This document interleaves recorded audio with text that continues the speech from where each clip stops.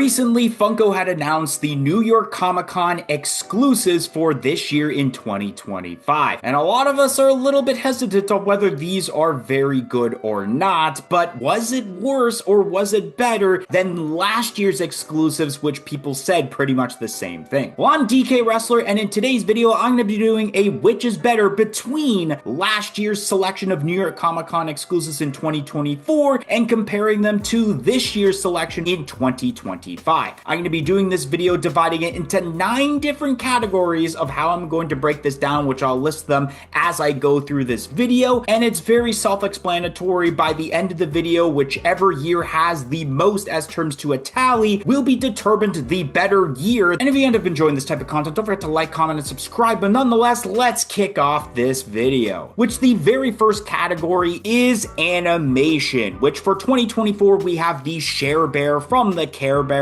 as well as the Witch Hazel from Looney Tunes. Both really cool pops, and with the Share Bear we only had one previously as a part of a Pop Rides exclusive to the Funko shop, while with Witch Hazel it is a character that has never been done in any lineup before. Then for 2025 we have Pingu with the towel on its head as well as the Powerpuff Girls 3-pack. I really enjoyed that 3-pack, and I do enjoy the Pingu as well, but of course with all of the pops involved with 2025 we have seen a version of these characters made once before at some point. I'm going to give the first point to 2024 for animation, and that's because when breaking this down, like I mentioned, all of these characters have had one specific pop of them previously besides Witch Hazel, which I always love seeing brand new characters for Comic-Cons. The second category for this video will be anime. I apologize in advance for any mispronunciation of names that I will say throughout this category. So starting off with 2024, we have Meryl Strife from Trigun, followed by Eucoria from Bleach, Spider Demon Father from Demon Slayer, Mystical Elf from Yu-Gi-Oh!, a deluxe of Buggy the Clown from One Piece, as well as a 4-inch pop of Corazon from One Piece, Dabura from Dragon Ball Z, and finally a 6-inch glow-in-the-dark Matatabi from Naruto Shippuden. Now there is a pretty decent selection of pops throughout this year in 2024. A highlight for me would be Mystical Elf because I do collect Yu-Gi-Oh! Pops. I really like the detail of the Spider Demon Father as well as the pop from Bleach as well. There are some very detailed pops to why this category is going to be fairly difficult for me to decide. Then for 2025 we have the Pop Plus of Rob Lucci from One Piece as well as the Pop Rides of Brooke with the Shark Submerged from One Piece. We got a Dark Paladin from Yu-Gi-Oh! And then we have Naruto Shippuden pops of an Itachi Susano as well as a Sakura for the Pop Encyclopedia. Once again, we got ourselves a bit of a variety as terms to pops, and a lot of these pops as well are super detailed, but I am going to decide that I'm giving the point to 2024 when it comes to anime. There is more of a selection of various animes, while with 2025 there is only 3 different animes between the, I think, 5 or 6 pops that are through 2025. The third category for this video is Biddy Pop, which for 2024 we have the 4-pack of the monsters, which even though I'm not entirely a big fan of Biddy Pops overall, I do like the way that this 4-pack is, not only because it is a limited piece count, but a lot of these Biddy Pops have not even been made as terms to the actual 4-inch Funko Pops. And then for 2025 we have ourselves the Paranormal Ops Patrol 4-pack as well as the Freddy Funko Biddy City set, and then we do have the Franny Funko Biddy City set. And although the Paranormal Ops Patrol 4-pack is really awesome, the Biddy Cities are a direct copy of the same ones they did for San Diego Comic-Con. So if they would have thought of a newer character for these sets, then I think it definitely would have been better, which automatically means that I'm going to be giving the edge to 2024 once again with a 3-0 lead. It all came down to the Biddy 4-packs in my opinion, and because the one from 2024 is a limited piece unlike the other one,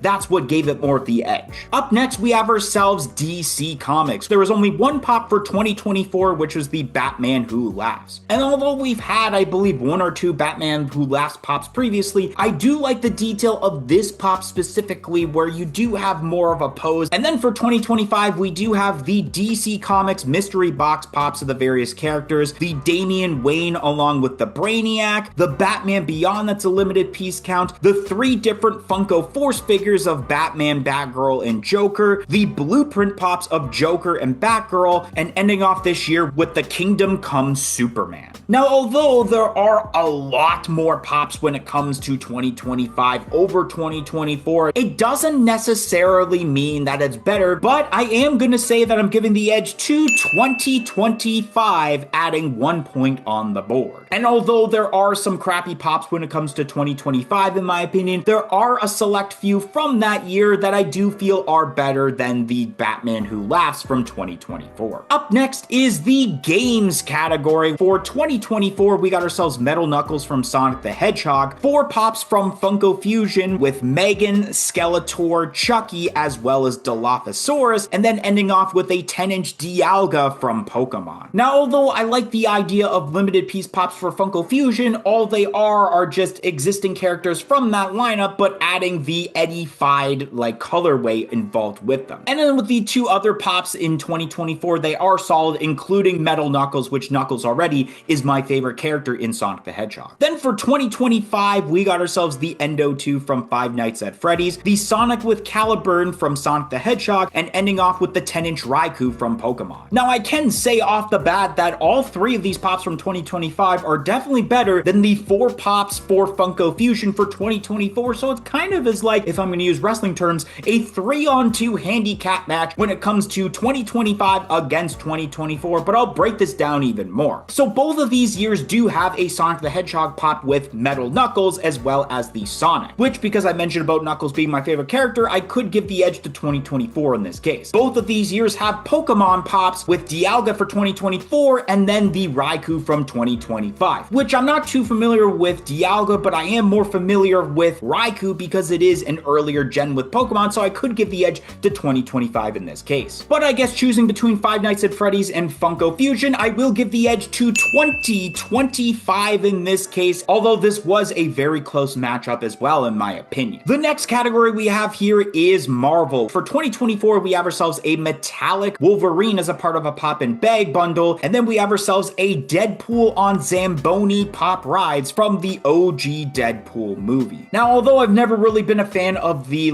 specification pops of already existing pops, I do really like this Deadpool on Zamboni, one of those memorable moments from the very first Deadpool movie. Then for 2025, we have ourselves Marvel pops of Bedlam and Null, along with specifically X-Men pops of Nimrod and Havoc. Now, all 4 of these pops are fairly detailed in their own way. However, I don't really know too much about these characters in my opinion, although if you're a big fan of Marvel, you probably know about these characters already. But at the moment, I am going to give the edge to 2024 in this case, make it 4-2, because the only pop I can gravitate towards out of all of these selections is the Deadpool and Zamboni, which is a part of 2024. Shout out goes to Sentinel107 and Duh Unacceptable Viewer. And the reason that they ended up getting a shout out is because they joined our YouTube channel membership, which only cost $1.99 a month. Not only do you get the shout out, but you do get lots of other perks, including early access to every single video and shorts that we produce on this channel. So definitely consider joining our YouTube channel membership. It will be greatly appreciated and it will go a long way of helping out this channel a lot. So definitely consider it, but let's get right back to the video. The next category we have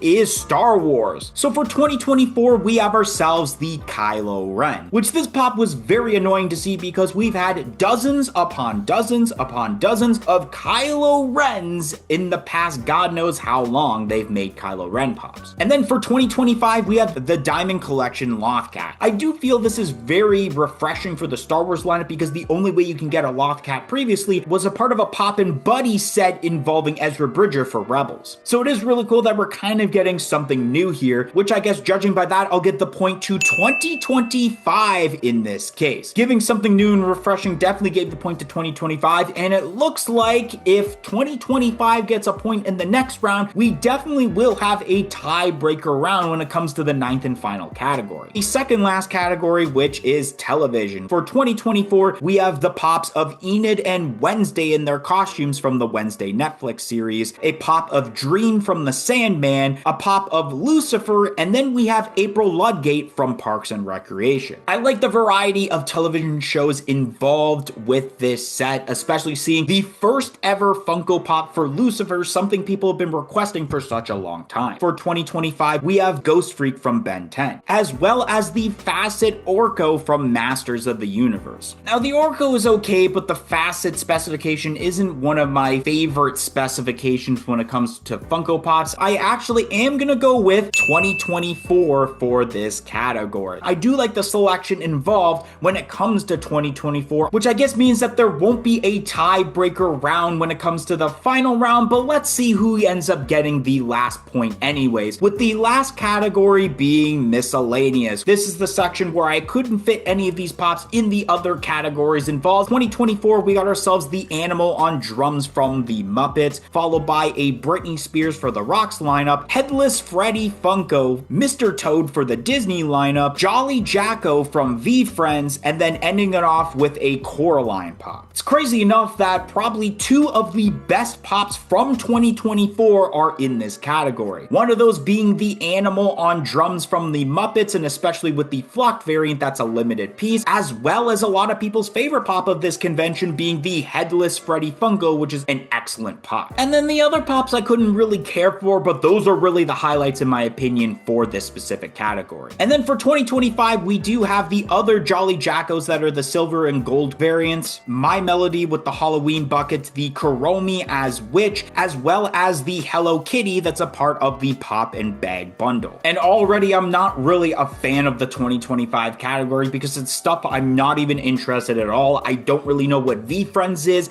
I don't really care too much about Hello Kitty even friends. I am gonna have to give the edge to 2024 with 6-3. Let me know your opinion down below, but see you later, guys.